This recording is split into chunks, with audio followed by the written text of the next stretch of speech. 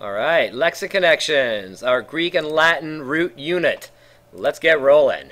So what is a lexiconnection? I'm glad you asked. It's actually a neologism, which is a new word, formed from the words lexicon and connection. Lexicon is another word for vocabulary, as we see in its Latin origin lexis, which means a word or phrase. The purpose of learning these words is to help make connections. Well, why is making connections so important? Think of it this way. Connecting concepts is like paving roads and building bridges in your brain. The more roads and bridges you build, the more easily you'll be able to get around in the world of ideas, people, places, and things. It may seem like a paradox, but the road to the future begins in the past. Many thousands of English words have Greek or Latin origins. So many, in fact, that a plethora of people are under the impression that English is a Latin-based language. 9. English is actually descended from German. And just for the record, the 5 languages that are descended from Latin are Italian, Romanian, French, Portuguese, and Spanish. Those 5 are also known as Romance languages, not because they sound so romantic, but because they're descended from the Latin, which is the tongue of the ancient Romans. With that in mind, those of you who know a little or a lot of Spanish won't be too surprised to discover that many Spanish words look very much like Latin words. And for that reason, many of the lists feature a Spanish word or phrase to help you make further connections. Now, some of you may be grumbling to yourself, why we gotta learn Spanish? This ain't Spanish class. Well, you're absolutely right.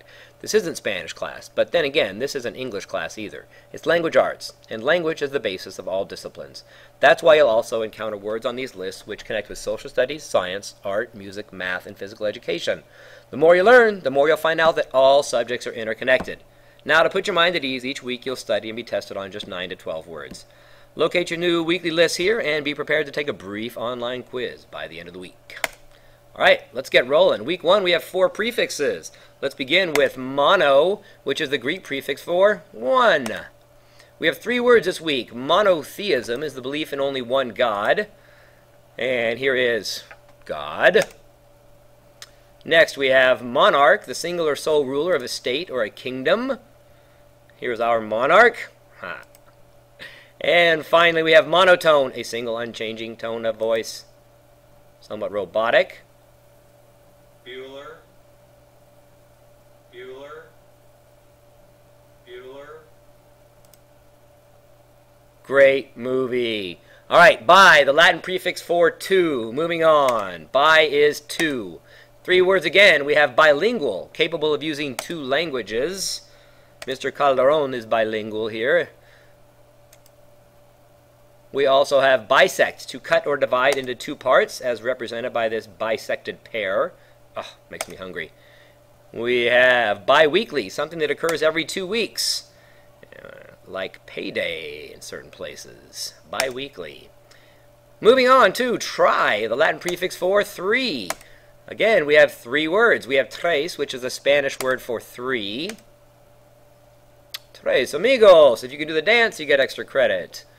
And we have a tripod, which is a support that has 3 legs used for cameras or telescopes. Here is an example of one. Horrible resolution, sorry. And trilogy, any set of 3 related plays, novels, or movies. My favorite, of course, is The Lord of the Rings. Again, horrible resolution. I'll work on that. Finally, we have quad, the Latin prefix for 4. And 3 final words. We have cuatro, Spanish for 4. 4. Quadrant, which is the quarter section of a circle.